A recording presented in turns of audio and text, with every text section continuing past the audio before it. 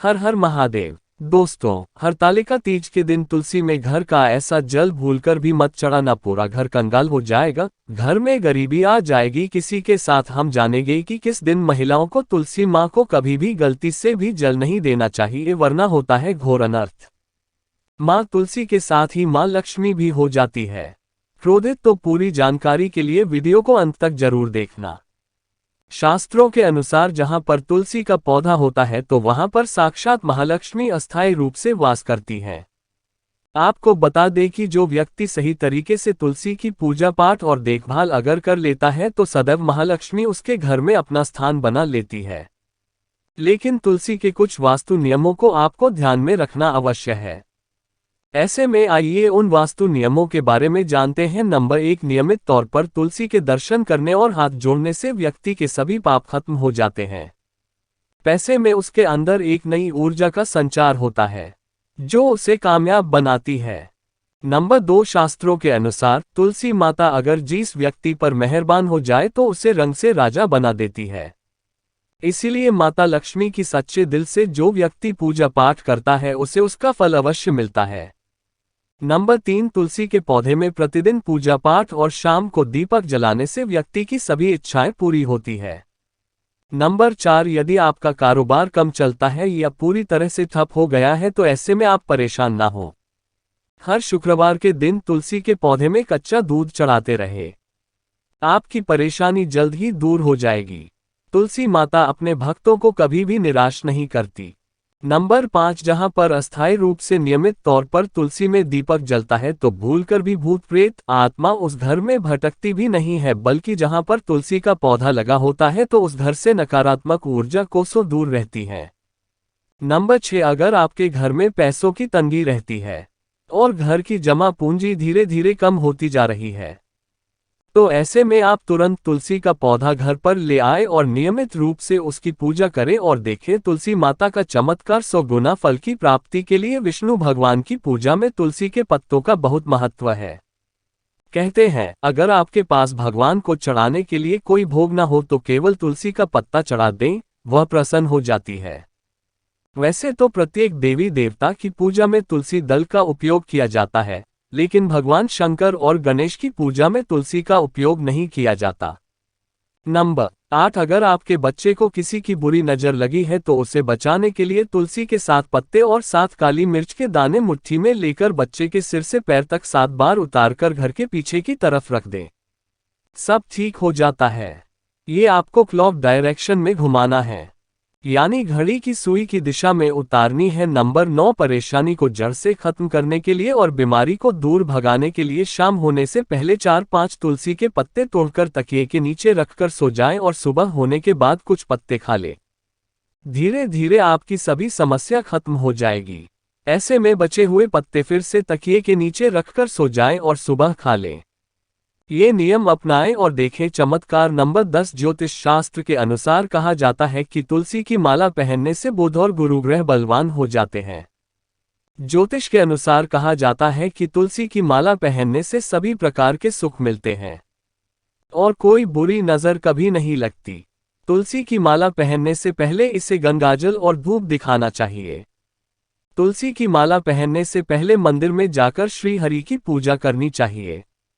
जो लोग तुलसी की माला पहनते हैं तो उन्हें प्याज और लहसुन और मांस मदिरा का सेवन छोड़ देना चाहिए।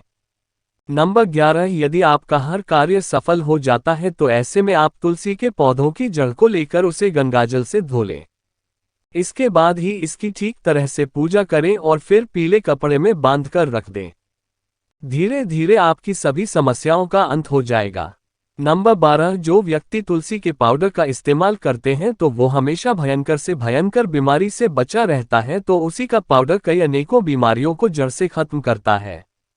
नंबर 13, जो व्यक्ति सच्चे दिल से तुलसी विवाह करवाता है तो सभी देवी देवताओं की कृपा उस पर बरसती है। तुलसी माता से देव उसके साथ रहती है और उसके हर बिगड़े कार्य को पूरा कर देती है। नंबर 14, तुलसी को कौन सी दिशा में रखें, आइए जानते हैं। वास्तुशास्त्र के अनुसार तुलसी का पौधा लगाने के लिए उत्तर दिशा या उत्तर पूर्व दिशा या फिर पूर्व दिशा का चुनाव करना चाहिए। सबसे उत्तम है नंबर 15 तुलसी का पौधा कभी भी घर पर लाए तो बृहस्पतिवार के दिन ही लाए और सुबह के समय ही लगाएं और ऐसे में गलती से भी तुलसी के नीचे ना ही शिवलिंग को रखें और ना ही गणेश की प्रतिमा को। इस बात का विशेष ध्यान रखें कि तुलसी पर कभी भी गंदा या अशुद्ध जल नहीं चढ़ाना चाहिए। हमेशा साफ शुद्ध जल का ही उपयोग करें। अगर जो पानी पीने के लायक ना हो तो ऐसे जल का उपयोग नहीं करें जिससे जल को आप पीने के लिए उपयोग कर सकते हैं। ऐसे जल से ही तुलसी को पानी देना चाहिए। इसके अलावा कुछ और बातों पर भी ध्यान देने की जरूरत है। अगर आपने घर की तुलसी छत पर रखी है तो निश्चित रूप से आपके घर की उत्तर दिशा में चींटियां निकलनी शुरू हो जाएंगी। घर की उत्तर दिशा में कहीं ना कहीं दरारें पड़नी भी शुरू हो जाएंगे। जिन लोगों के घर पर तुलसी का पौधा नहीं होता वहां पर कबूतर अपना घोंसला बना लेते हैं। इससे बुरे केतु की निशानी माना जाता है। ध्यान देने वाली बात यह है कि दक्षिण पश्चिम में और दक्षिण में हमेशा श्यामा तुलसी रखी जाती है। श्याम तुलसी में पत्तियां बिल्कुल हरी और बड़ी होती है। इससे तुलसाजी भी कहते हैं। तुलसाजी को दक्षिण दिशा में रखने पर वास्तुदोष दूर होता है। दोस्तों, तुलसी को घर की छत पर रखा शुभ नहीं माना जाता। अगर आपके पास तुलसी जी को छत पर रखने के सिवाय कोई और जगह नहीं है, एक विशेष उपाय करें। तुलसी को कभी भी अकेले न रखें। हमेशा उसे केले के पौधे के साथ रखें। दोनों पौधे बिल्कुल साथ में रखें और इसे मौली से बांध लें। इससे आपको वास्तुदोष की हानि नहीं होगी। सबसे ज्यादा जो महिलाएं सवाल पूछना चाहती है अभी यह है कि क्या मासिक धर्म के दौरान तुलसी की पूजा की जा सकती है?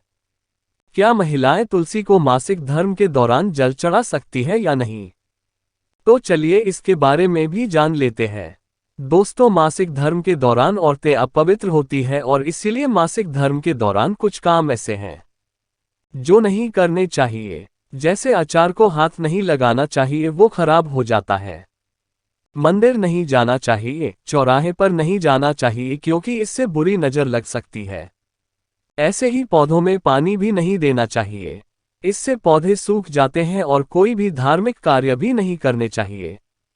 इसीलिए आपको मासिक धर्म के दौरान तुलसी को जल भी अर्पण नहीं करना चाहिए। तुलसी व्रत भी नहीं करना चाहिए। तुलसी के पास भी नहीं जाना चाहिए वरना तुलसी का पौधा सूख सकता है। तुलसी अपवित्र हो जाती है।